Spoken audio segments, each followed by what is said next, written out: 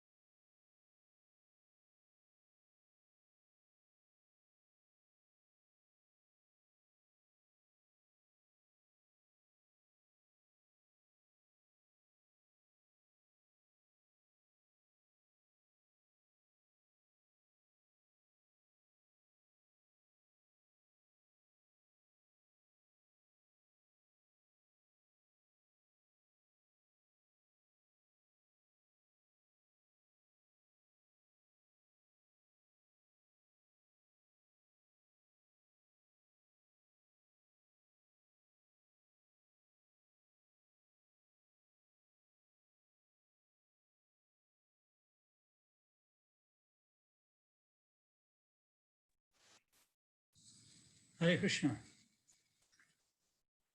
Hare Krishna Maharaj. Hare Krishna Maharaj. Hare Krishna Maharaj. Hare Krishna Maharaj. Hare Gol, everybody. Sorry I'm late. Anyway, it looks like a few others are late as well, so. Anyway, we can start. I was we haven't got time to chant because unless we finish a little bit later, but I think it's better if we just get on with it today. So I'll just do the invocation and then Om Namo Bhagavate Vasudevaya. Om Namo Bhagavate Vasudevaya. Om Namo Bhagavate Vasudevaya. Om Namo Bhagavate Vasudevaya. Om Namo Bhagavate Vasudevaya. Om Namo Bhagavate Vasudevaya. So we finished on the 16th chapter last week, right? Yeah. Text 30. Yeah, we went right to the end. Is it still Canto 3? How they how they went to the four Kumaras who were Brahmavadis, impersonalists. They went to see Lord Vishnu, and they were blocked by Jay and Vijay. And then there's a whole sequence of events where we didn't know who was right or wrong. First, it seemed that the Kumaras were right and the Jay and Vijay were wrong. And then as things opened up, we saw that actually the Kumaras had acted hastily. And Lord Vishnu wasn't really pleased with them. But it was all arranged by the Supreme Lord that Jay and Vijay would be cursed and come to the material world. And so they were cursed, and now we come on to the. He said that you will remember in anger, because he wanted, you know, he can't fight in the spiritual world. Everybody's his friend, so he wanted some devotees to come here, so he could have a fight here. Because there's nobody in the material world strong enough to fight. You know, they're a lot stronger in the spiritual world. They've got, you know, Lord Krishna's potency. And so we'll see the nature of that fight in this next sequence of chapters, starting from 17. So where did we start last time? Was it? Oh, it was at the bottom, weren't it? It was Ambada, but Ambada wasn't ready. I I'm remember. just going to have to get part 3, Maharaj, from the bookshelf. Sorry. Yes. So we go from the top, and that's, it should be, if you all mute your microphones, stick your muting on. Hare Krishna, Maharaj. Everybody's trying to jump the queue here. I want to try that trick today. Maharaj, Hare Krishna. Do you want me to start already? No, not this week. It was yours last week. It's from the That's top. fine. Thank you. This is, so it should be Bharti Mataji. Oh, sorry. Bhuvaneshwar Radha Mataji. Apologies. Where are we starting from? Sorry. Chapter 17. Third canto. Hare Krishna Maharaj. Chapter 17, yeah? Shall I start? Yes. Victory of Hiranyakaksh over all the directions of the universe.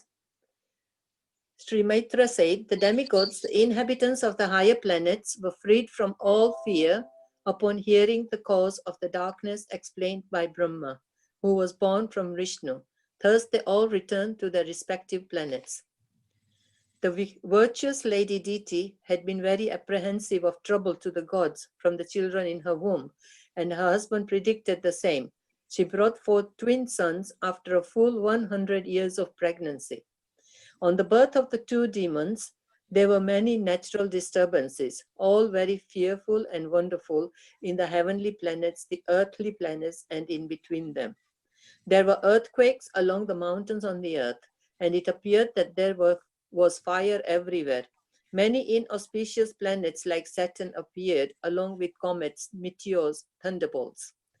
There blew winds which were most uninviting to the touch, hissing again and uprooting gigantic trees. They had storms for their armies and clouds of dust for their ensigns. The luminaries in the heavens were screened by masses of clouds, in which lightning sometimes flashed as though laughing.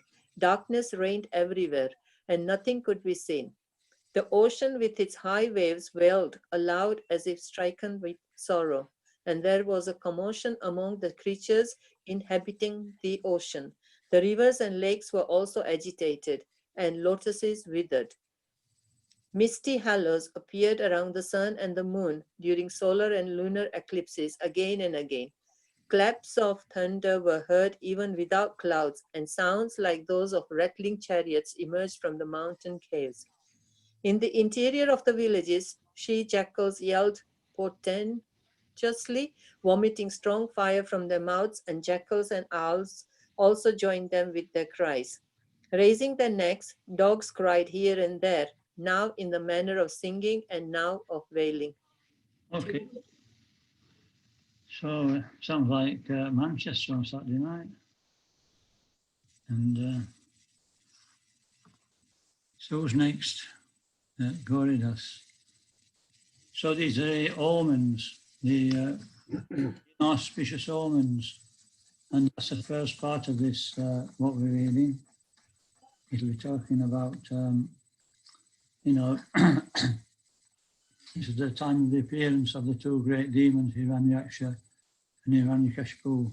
So we'll read about that up to text 23, and then from 23, 24 to 31, about how Hiranyaksha, how the, you know, he meets Varaha, and you know, he dives into the ocean to see Varaha retrieving the planet Earth from the depths of the ocean.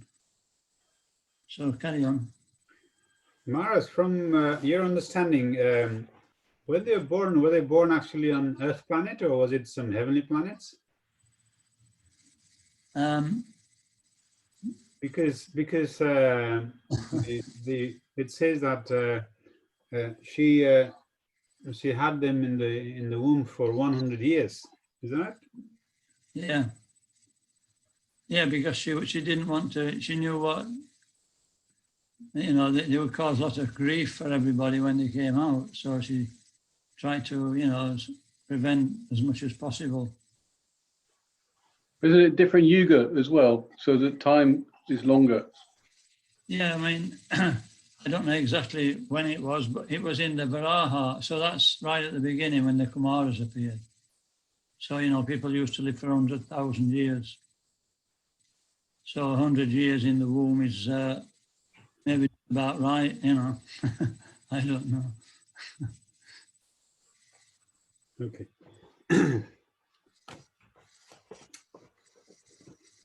So from text 11, Maras. Yeah. Yeah. O Bidara, the asses ran hither and thither in herds, striking the earth with their hard hooves and wildly braying. Frightened by the braying of the asses, birds flew swooping from their nests, while cattle in the cowsheds, as well as in the woods, passed dung and urine. Cows, terrified, yielded blood in place of milk. Clouds rained pus. The images of the gods in the temple shed tears, and trees fell down without a blade of wind.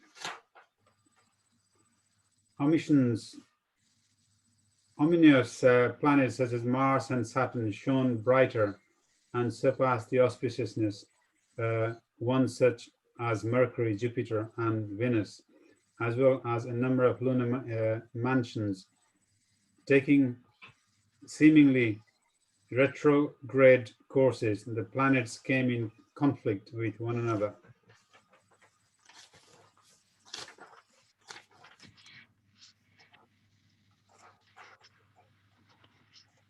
Marking these and many other omens of the evil times, everyone but the 4 sages, sons of Brahma, who were aware of the fall of Jaya and Vijaya and their birth as Diti's sons were seized with fear. They did not know the secrets of these portents and thought that the dissolution of the universe was at hand. These 2 demons who appeared in the ancient times soon began to exhibit uncommon bodily features. They had still-like frames which began to grow just like 2 great mountains. Their bodies became so tall that they seemed to kiss the sky with the crest of their gold brows.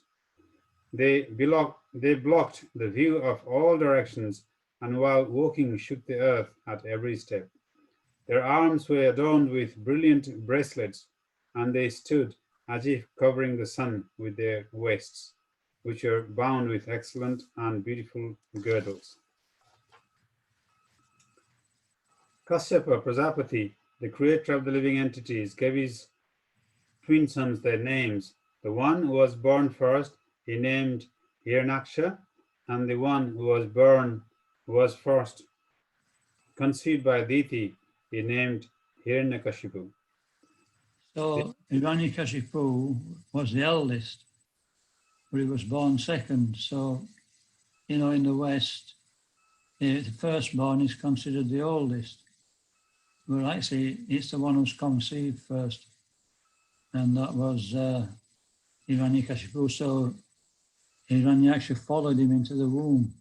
So therefore he was first out. So that's contrary to what we commonly understand. Okay. The elder child, Hiranyakashipu, was unafraid of death from anyone within the 3 worlds because he received a benediction from Lord Brahma. He was proud and puffed up due to this benediction and was able to bring all 3 planetary systems under his control.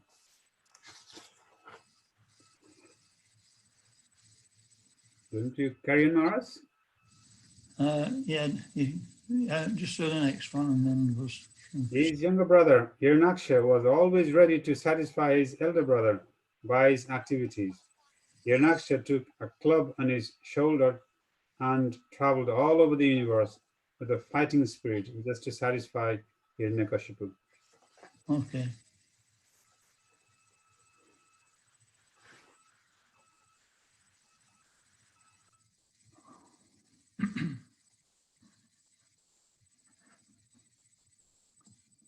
So who's next? I'm seeing him, I see. Hare Krishna. His temper was difficult to control. He had anklets of gold tinkling about his feet. He was adorned with a gigantic garland, and he rested his huge mace on one of his shoulders.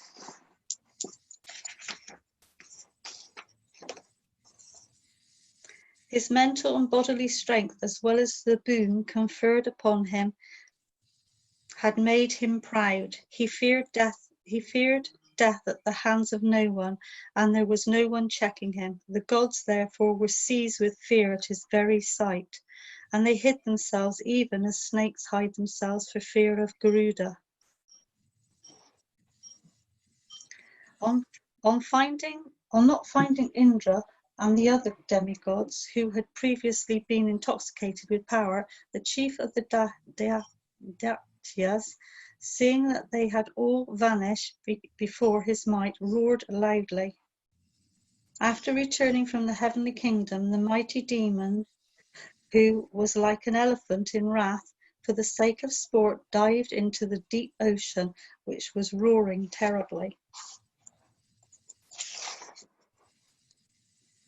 On entering the ocean, the aquatic animals who formed the host of Varuna were stricken with fear and ran far away. Thus Hiranyaksha showed his splendor without dealing a blow.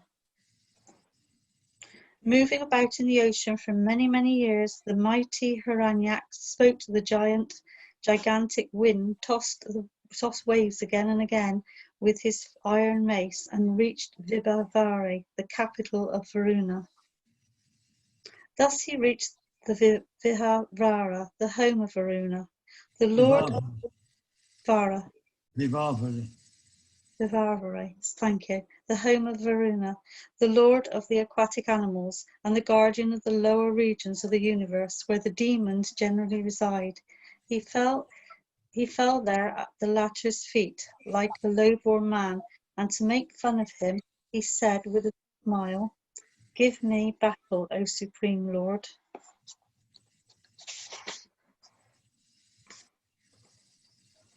You are the guardians of an entire sphere and a ruler of wide fame, having crushed the might of arrogant and conceited warriors, and having conquered all the Daityas and Danavas in the world, you once performed a Rajashui sacrifice to the Lord.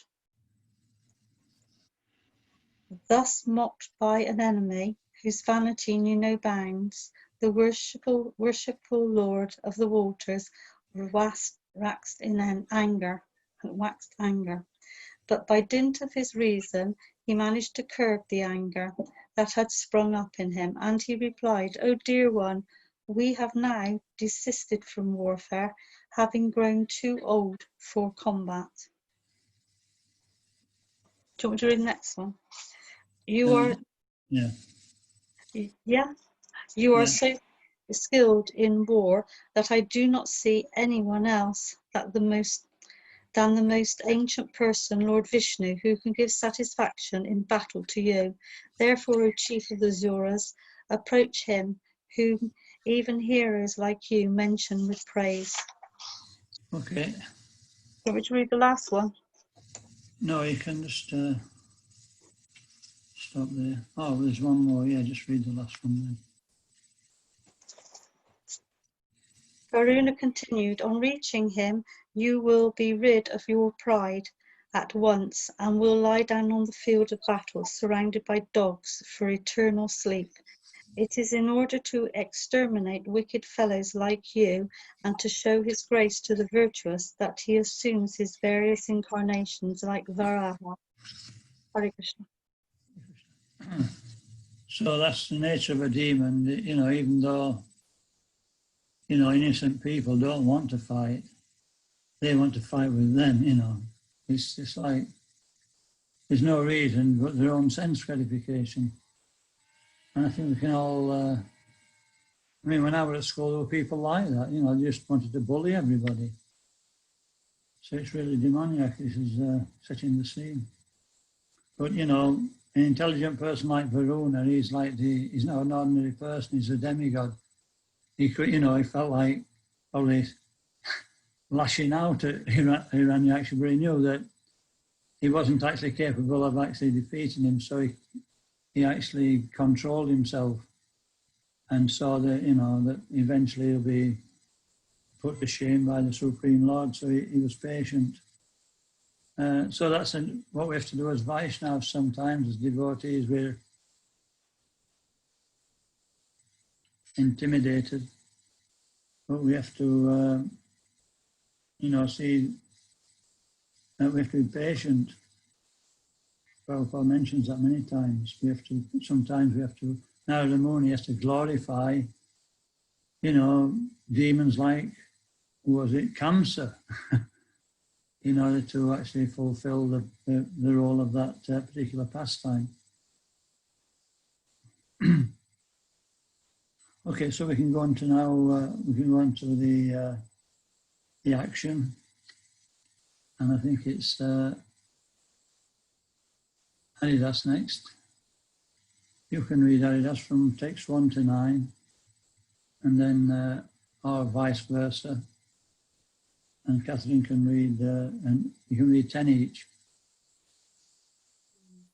Yeah, he's just We're on text 1 of chapter 18. Okay, I'll start. He's just coming back. So, the battle between Lord Boar and the demon Hiranyaksha. Maitreya continued, "The proud and falsely glorious Daitya paid little heed to the words of Varuna. O dear Vidura, he learned from Narada. the whereabouts of the Supreme Personality of Godhead and hurriedly betook himself to the depths of the ocean. He saw there the all-powerful Personality of Godhead in his boar incarnation, bearing the earth upward on the ends of his tusks and robbing him of his splendor with his reddish eyes. The demon laughed, "Oh, an amphibious beast." The demon addressed the Lord, "Oh, best of the demigods, dressed in the form of a boar, just hear me. This earth is entrusted to us, the inhabitants of the lower regions, and you cannot take it from me, take it from my presence and not be hurt by me. You rascal, you have been nourished by our enemies to kill us, and you have killed some demons by remaining invisible. O fool, your power is only mystic, so today I shall enliven my kinsman by killing you." The demon continued, "When you fall dead with your skull smashed by the mace hurled by my arms, the demigods and sages who offer you oblations and sacrifice in devotional service will also automatically cease to exist, like trees without roots." Although the Lord was pained by the shaft-like abusive words of the demon, he bore the pain. But seeing that the earth on the ends of his tusks were frightened, he rose out of the water just as an elephant emerges with its female companion when assailed by an alligator. The demon, who had golden hair on his head and fearful tusks, gave chase to the Lord while he was rising from the water, even as an alligator would chase an elephant. Roaring like thunder, he said, "Are you not ashamed of running away before a challenging adversary? There is nothing reproachable for shameless creatures." The Lord placed the earth within his sight on the surface of the water and transferred to her his own energy in the form of the ability to float on the water. While the enemy stood looking on, Brahma, the creator of the universe, extolled the Lord, and the other demigods rained flowers on him. The demon, who had a wealth of ornaments, bangles, and beautiful golden armor on his body, chased the Lord from behind with a great mace. The Lord tolerated his piercing ill words, but in order to reply to him, he expressed his terrible anger.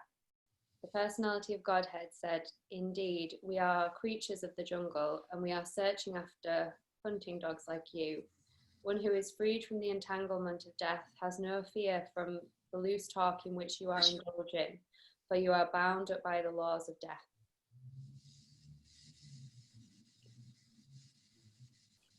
Shall I read from 11?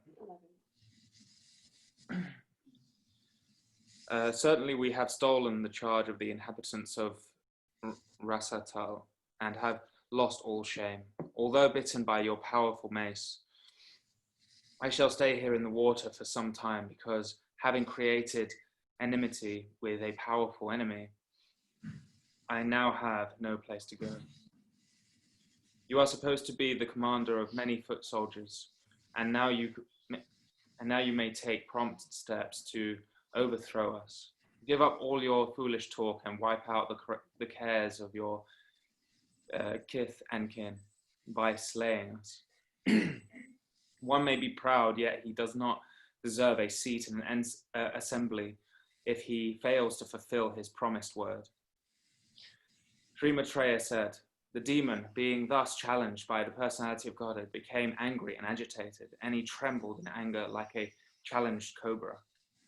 Hissing indignantly, all his senses shaken by wrath, the demon quickly sprang upon the Lord and dealt him a blow with his powerful mace. The Lord, however, by moving slightly aside, dodged the violent mace blow aimed at his breast by the enemy, just as an accomplished yogi would elude death. The Personality of Godhead now exhibited his anger and rushed to meet the demon, who bit his lip in rage, took up his mace again and began to repeatedly brandish it about. Then with his mace, the Lord struck the enemy on the right of his brow. But since the demon was expert in fighting, O gentle Vidura, he protected himself by a maneuver of his own mace. In this way, the demon Hiranyaksha and the Lord, the Personality of Godhead, struck each other with their huge maces, each in rage and seeking his own victory. There was kin rivalry between the two combatants. Both had sustained injuries on their bodies from the blows of each other's pointed maces, and each grew more and more enraged at the smell of blood on his person. In their eagerness to win, they performed maneuvers of various kinds, and their constant contest looked like an encounter between two forceful bulls for the sake of a cow. Okay.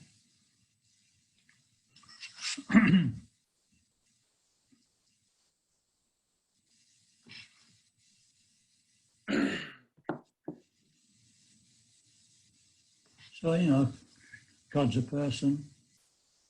It says here that he was actually hurt by the words of Hiranyakashipu. It's not that he's like, he made of steel. Wants to reciprocate with somebody who's made of steel, you know. No, he's actually got feelings.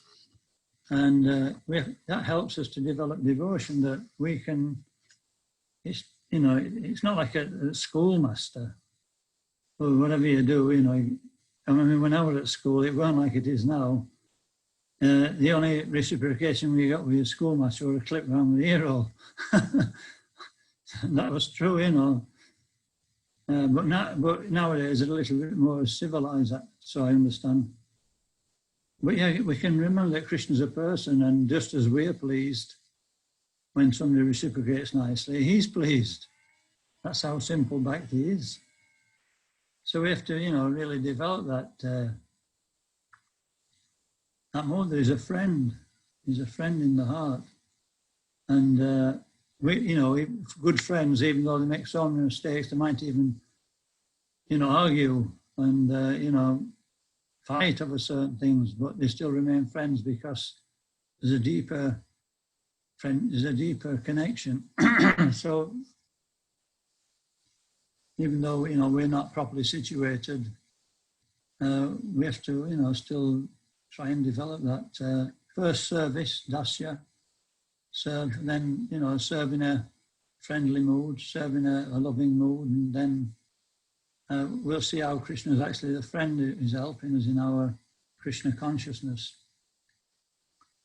You know, and actually the demon, every time he opened his mouth, Mother Saraswati, you know, went onto his tongue. Because although it seemed like he was actually calling the Supreme Lord, the Acharyas were actually seeing it in another way. They were like indirect glorification.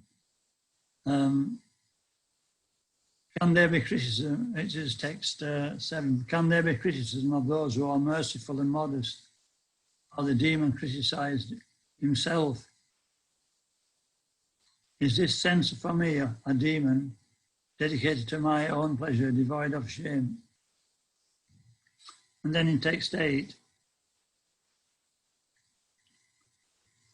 the Lord was angry upon hearing the abusive words of the demon and laughed in hearing the other meaning of the word. In other words, he understood the Vaishnav's understanding of what he was saying, and therefore he was actually laughing to himself that you're actually thinking you're, you know,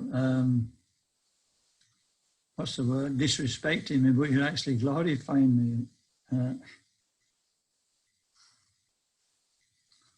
And you know, so when Krishna replied, it would be seen in one way by Hiranyaksha and another way by the devotees.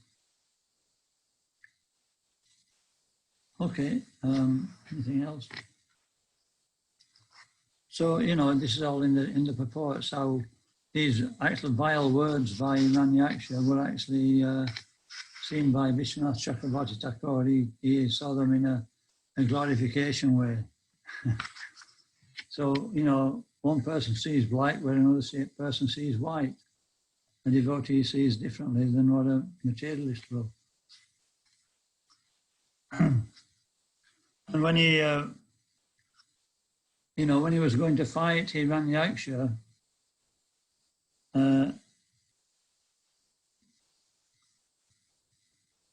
he says the words are, give up all your foolish talk in text 12 and wipe out the tears of your relatives. by slaying us. One does not deserve a seat in an assembly if he fails to fulfill his promise. So this is Varaha speaking. And what he was meaning, he knew this was actually one of the, this was either Jai or Vijay, I don't know which, Vijay probably. And he was saying, filled with prema, you accept the mood of a demon as a promise to give me the happiness of fighting. He who does not keep a promise is unfit to sit in the assembly. Therefore make me happy by fighting. Wipe your tears of bliss. So, you know, we see that they were having a good scrap, but it was actually on a different platform. They were enjoying one another's association in Virya chivalry. Okay, so we start now on the section where Brahma starts to encourage Raha to fight. So next is, who is it? Let's have a look. I have to keep changing screens. Jai Krishna Prabhu. A descendant of Kuru, Brahma, the most independent demigod of the universe, accompanied by his followers, came to see the terrible fight for the sake of the world between the demon and the personality of Godhead, who appeared in the form of a boar. After arriving at the place of combat, Brahma, the leader of thousands of sages and transcendentalists, saw the demon, who had attained such unprecedented power that no one could fight with him. Brahma then addressed Narayan, who was assuming the form of a boar for the first time. Lord Brahma said, "My dear Lord, this demon has proved to be a constant pinprick to the demigods, the Brahmins, the cows, and the innocent persons who are spotless and always dependent upon worshipping your lotus feet. He has become a source of fear by unnecessarily harassing them. Since he has attained a boon from me, he has become a demon, always searching for a proper combatant, wandering all over the universe for this infamous purpose." Lord Brahma continued, "My dear Lord, there is no need to play with this serpentine demon, who is always very skilled in conjuring tricks and is arrogant, self-sufficient, and most wicked." Brahma continued, "My dear Lord, you are infallible. Please kill this sinful demon before the demoniac hour arrives, and he presents another formidable approach favorable to him. You can kill him by your internal potency, without doubt." Carry on. "My lord, the darkest evening which covers the world is fast approaching. Since you are the soul of all souls, kindly kill him and win victory for the demigods. The auspicious period known as Abhijit, which is most opportune for victory, commenced at midday and has all but passed. Therefore, in the interests of your friends, please dispose of this formidable foe quickly. This demon, luckily for us, has come of his own accord to you, his death ordained by you. Therefore, exhibiting your ways, kill him in a duel and establish the worlds in peace." Yeah, so auspicious time is, you know, for the, if we notice that all the nefarious activities go on after dark, at dusk and onwards. And so, you know, Abhijit means from noon till that time. So that was an auspicious time. But then the strength of the demons increases when it becomes dark. Like the Rakshasas, they become very powerful. And, you know, that's when most people who are addicted to all kinds of intoxication and illicit activities, they become very active, don't they, after 6 o'clock? And then, you know, when the sun comes up the next morning, they go to sleep. It's exactly the opposite way around. Okay, so Prashanapu, can you read? Now we're starting the 19th chapter where Hiranyaksha is killed. The killing of the demon Hiranyaksha. Sri Maitreya said, After hearing the words of Brahma, the creator, which were free from all sinful purposes and as sweet as nectar, the Lord heartily laughed and accepted his prayer with a glance laden with love. The Lord, who had appeared from the nostril of Brahma, sprang and aimed his mace at the chin of his enemy, the Hiranyaksha demon, who was stalking fearlessly before him. Struck by the demon's mace, however, the Lord's mace slipped from his hand and looked splendid as it fell down whirling. This was miraculous, for the mace was blazing wonderfully.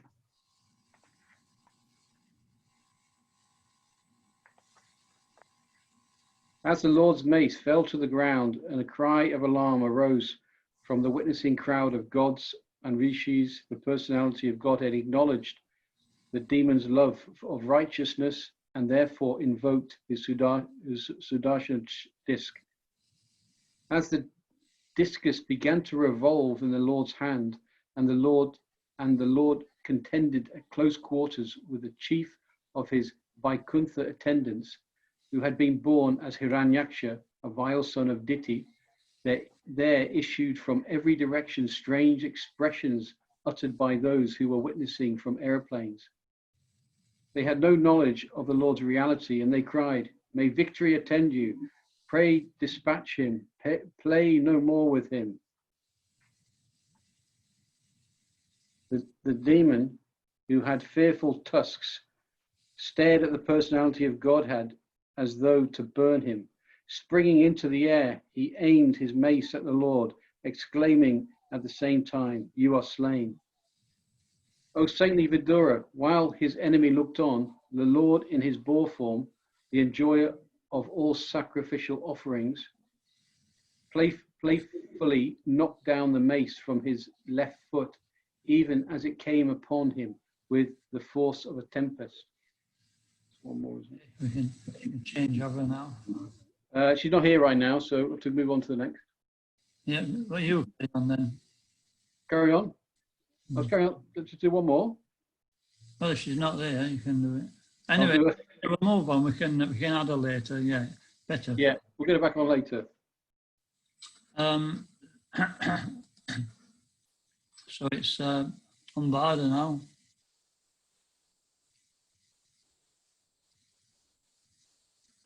Hey there. The Lord then, yeah. The Lord then said, "Take up your weapons and try again, eager as you are to conquer me." Challenged in these words, the demon aimed his mace at the Lord and once more loudly roared.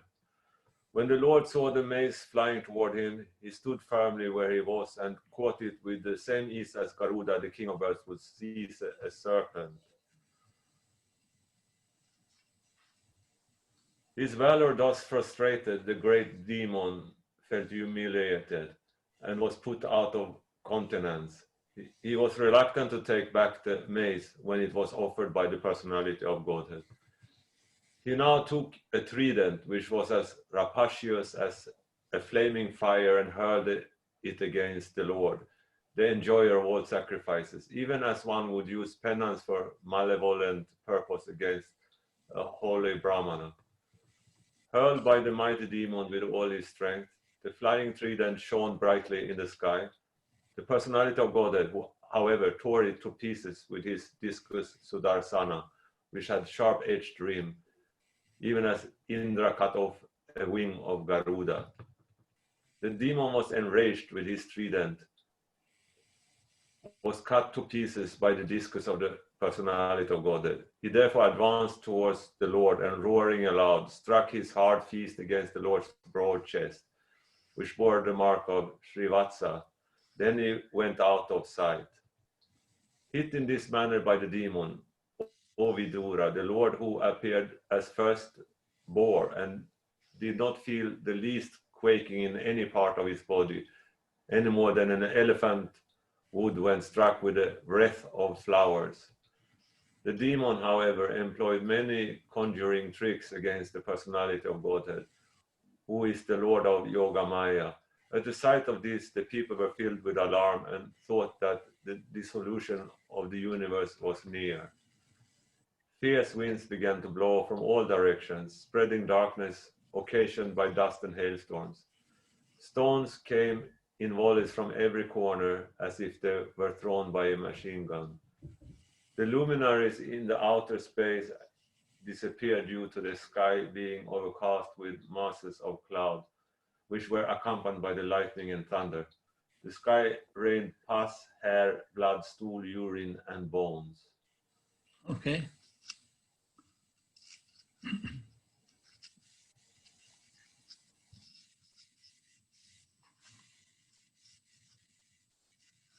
So that's the difference between the inhabitants of Vaikuntha.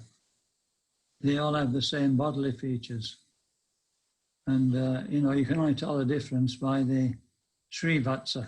This is the, you know, little locket of hair on the Lord's chest, the silver, white stream of hair. Otherwise, you can't. And, you know, it says that, you know, although Irani actually was like trying his best to, you know, to create harm to Varaha, he said when he threw his trident, which, you know, it sounds like a pretty potent weapon, to say the least, you know, it was blazing like fire. You can imagine. And it was probably supercharged with, you know, power. It was just like somebody throwing a garland at an elephant, you know. I mean, that's a really good analogy, isn't it?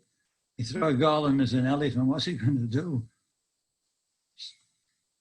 But anyway, you know, the demons, at least they think they're doing something useful. Anything else on that?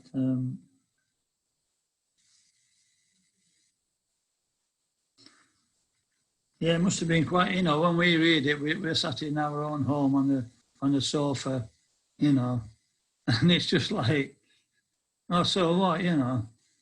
And, you know, everybody thought the world were coming to an end. A big deal, you know. But actually, can you imagine what it was like, that fight? That everybody, you know, they were shaking like anything. They were frightened to death. And, you know, when there's a big firework display, it's like, it's pretty awesome, isn't it? So you can imagine what this fight like was between Hiranyaksha and the demon. That everybody thought, you know, this is it, that the world's going to finish. It was so violent. Okay, who's next? We're up to 20, is that right? So next is Padmalo Chan. Prabhu. Hare Krishna. Hare Krishna. O sinless Vidura, mountains discharged weapons of various kinds, and naked demonesses armed with tridents appeared with their hair hanging loose. Cruel and savage slogans were uttered by hosts of ruffian yakshas and rakshasas, who all either marched on foot or rode on horses, elephants or chariots. The Lord, the personal enjoyer of all sacrifices, now discharged his beloved Sudarshan, which was capable of dispersing the magical forces displayed by the demon.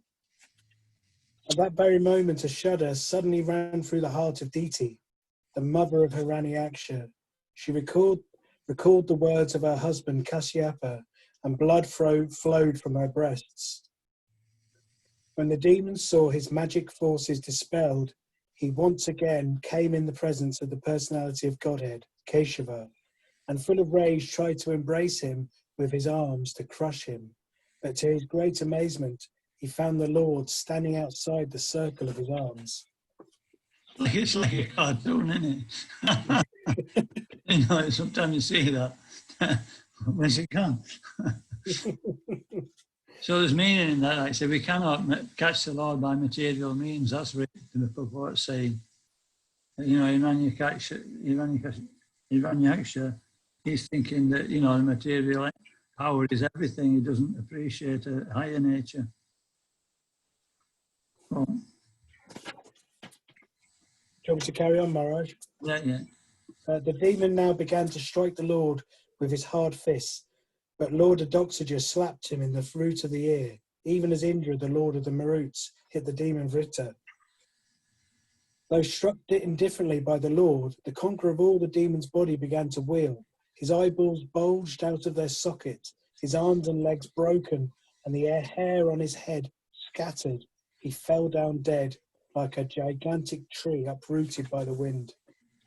Aja, Brahman, and others arrived on the spot to see the fearfully tusked demon lying on the ground, biting his lip. The glow of his face was yet unfaded, and Brahma admiringly said, "Oh, who could meet such blessed death?" Brahma continued, "He was struck by a forfeit of the Lord, whom yogis seek freedom from their unreal material bodies, meditate upon him in seclusion and mystical trance. While gazing on his countenance, the crushed jewel of Diti's son had cast off his mortal coil.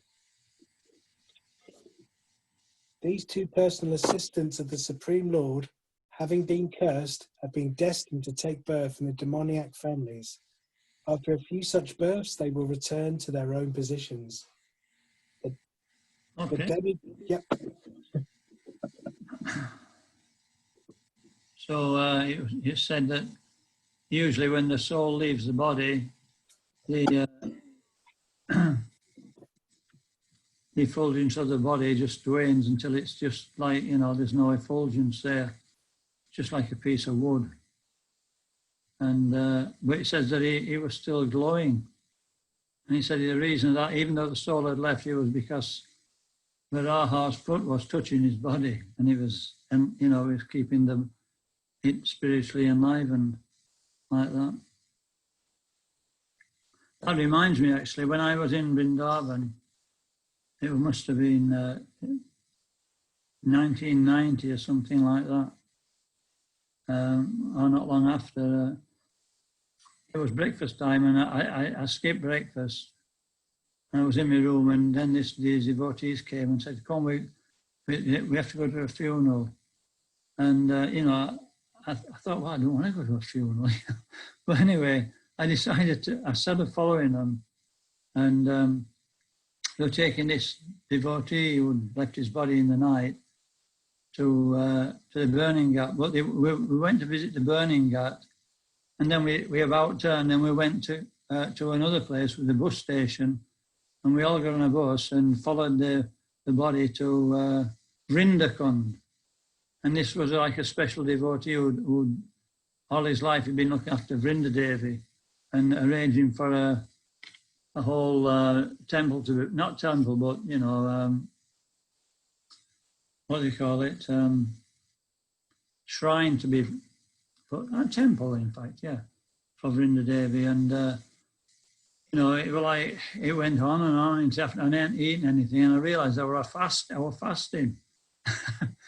And then in the late afternoon, after they dug the hole in Vrindakund, they were putting him in it. It wasn't, they weren't going to actually cremate him, it was a samadhi. And instead of the body being stiff and dull and lifeless, it was effulgent, and it was just loose like an ordinary person. You'd expect him to just like start talking to you at any moment. So this reminds me of that, is that, you know, it was actually a very elevated soul. It said that when elevated souls leave the body and they put them in samadhi, they don't actually react like an ordinary person who dies, like rigor mortis or anything like that. They remain supple. And that was it, you know, he'd left his body, you know, 6, 7, 8 hours before. And yet, you know, so, you know, I always remember that, how fortunate I were to actually go to that and see that in real life. And there was only me there who was actually a Western devotee with all British basses, come to think of it. Anyway, we'll move on. Who's next? We're going back to the beginning now. It's Bhuvaneshwar Radha Mataji. So, Okay. The demigods addressed the Lord. All advances unto you. You are the enjoyer of all sacrifices, and you have assumed the form of a boar in pure goodness for the purpose of maintaining the world.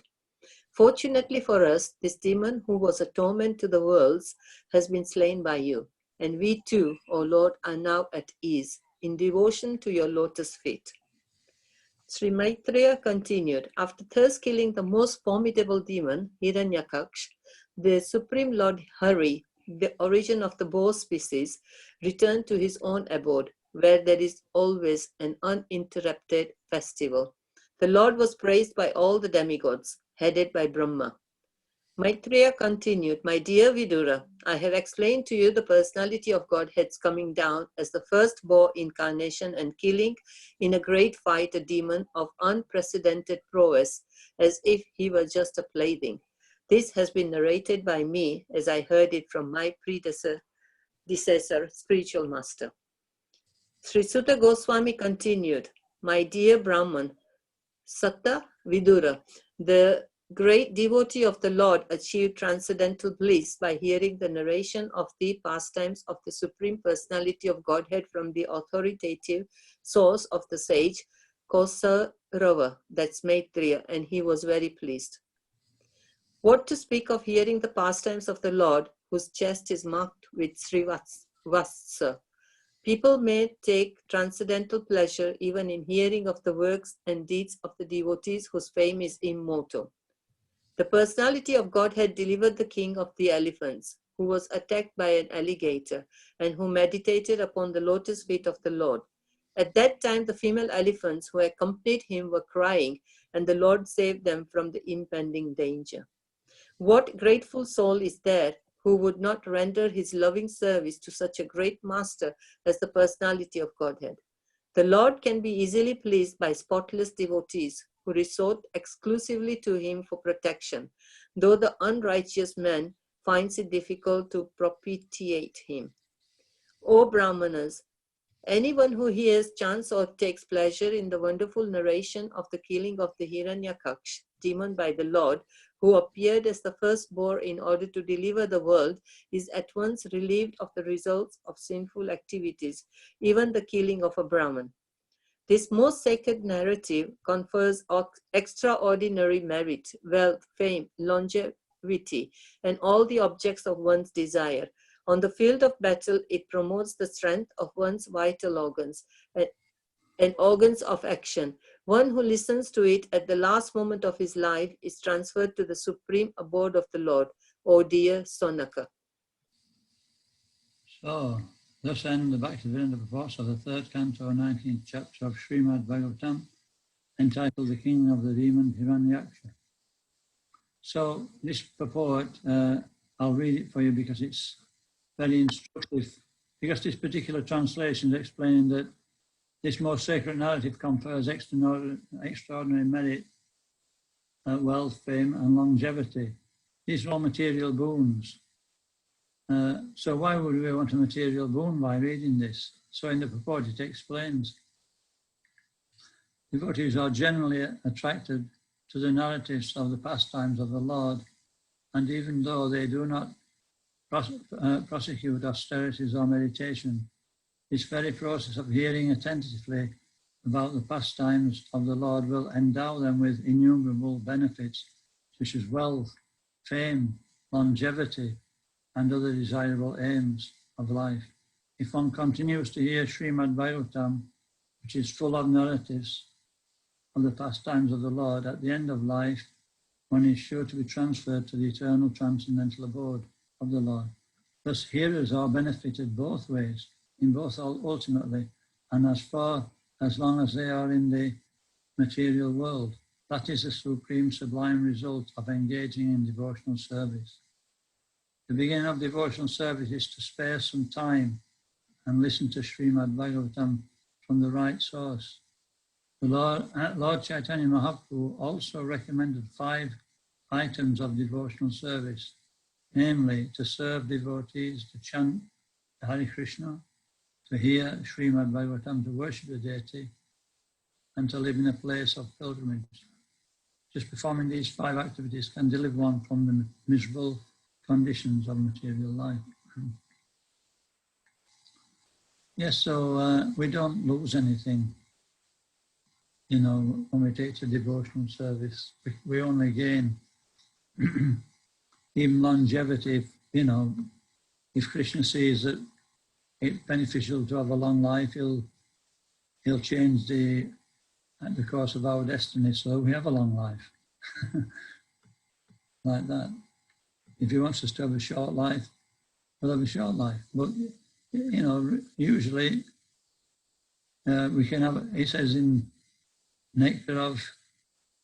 in his Upanishads, that what's the use of a long life if it's got no devotional activity in it? It's actually a waste of time. So long life, short life, if it's engaged in Krishna consciousness, then it's beneficial. That's the point. But when we think about our life, we don't really need anything. Krishna supplies everything we need. A devotee never goes without.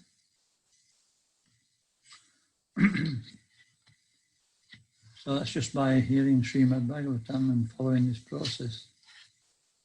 Prabhupada many times said it's such a wonderful, blissful process. So it's nearly 8 o'clock, sorry. So next week we can probably just recap on some main points of this section for 5 minutes, 10 minutes, and then we'll start a new section where, Vidura starts asking Maitreya some more questions. And it'll be starting with Swayambhuva Manu. If you remember, before this pastime, Diti was one of the daughters of one of the sons of Swayambhuva Manu, who was trying to populate the universe. So after, it's like being a detour into, Vidura wanted to know, about the why did the boar incarnation kill Hiranyaksha? What was all that about? And so it detoured a little.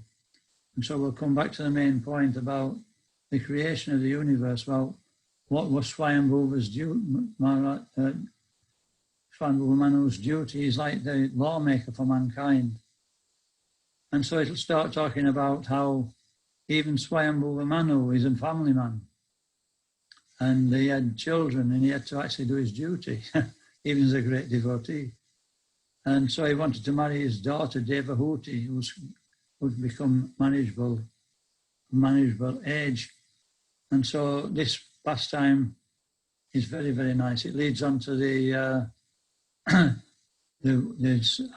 Devahuti heard from her son, Kapila Muni.